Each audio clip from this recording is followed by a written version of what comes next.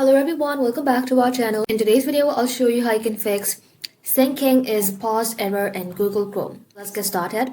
Open up the Chrome application. Inside here, tap on the three dot. Scroll below, tap on settings. Inside settings, tap on privacy and security. Then scroll below, tap on site settings. Now next, scroll below at the very bottom until you find additional content settings. Tap onto that. Now just like that, inside here, scroll below. And inside here, simply tap on device site data. And make sure allow site to save data on your device is checked. Scroll down again and just like that simply tap on add beside allow to save data on your device, and just like that type in accounts.google.com and press add. Once you have done that, go back to privacy and settings, scroll below, tap on delete browsing data, and just like that check all the options, then tap on delete data. After completing this step, close out of Google Chrome and make sure it's completely shut down. Then restart the browser.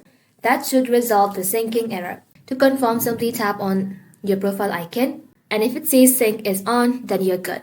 That's it. Thank you all for watching. If this video was helpful, leave a like and sub, and I'll see you in the next one.